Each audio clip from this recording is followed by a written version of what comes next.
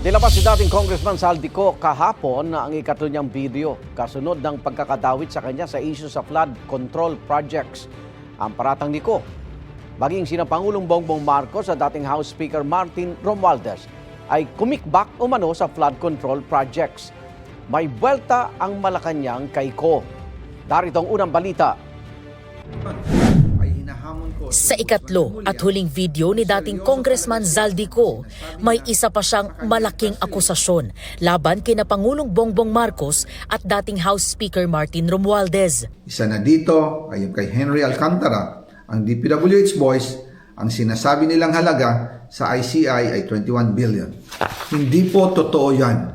Ang totoong numero ay 56 billion pesos at yung pong halaga na yan ay kay Pangulong Bongbong Marcos at Martin Romualdez na punta lahat. Sa testimonya ni dating DPWH Bulacan 1st District Engineer Henry Alcantara sa Independent Commission for Infrastructure, SICO ang itinurong proponent sa 35 billion peso na halaga ng flood control project sa Bulacan mula 2022 hanggang 2025. Giit ni Ko, wala siyang nakuhang pera mula sa flood control projects.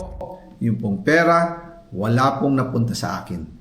Dumaan lang po ang pera sa akin para i-deliver kay Speaker Martin Romualdez at Pangulong Marcos. Inaasahan na raw ni Ko na dadami pa ang mga kasong isasampa laban sa kanya.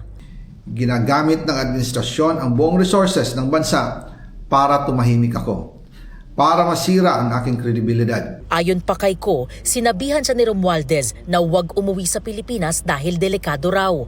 March 2025 pa lang, si Speaker ay nagpaparinig na sa akin sa aming meeting that he will shoot me if I will talk.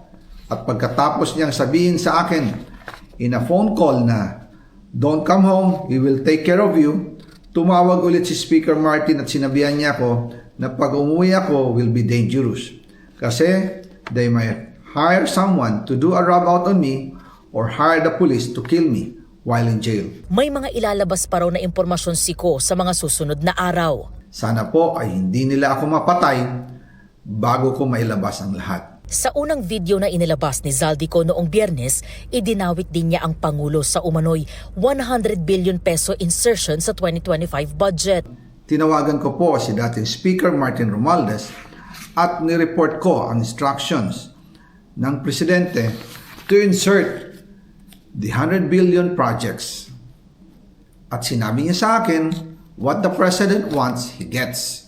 Sa ikalawang video na inilabas nitong Sabado, nanawagan si Ko sa Senado na imbestigahan ng umano'y 100 billion peso insertions dahil wala raw siyang kumpiyansa sa ombudsman. Nananawagan din po ako sa Senado na imbestigahan ang 100 billion insertion ni Presidente. Alam ko po na hindi gagawin ni Ombudsman Remulla ang hamon ko. Pero magaling ang Senado sa investigasyon at ako ay naniniwala na dahil sa kanila, lalabas ang katotohanan. Itinanggi ng Malacanang ang lahat ng paratang ni Zaldico.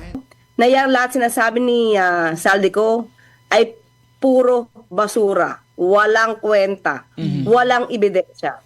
Kaugnay naman sa sinasabi ni Ko na banta umano sa kanyang buhay. Kung meron talagang threat, ano bang sabi ng ombudsman? Poproteksyonan ka. Wala siya dapat ikatakot.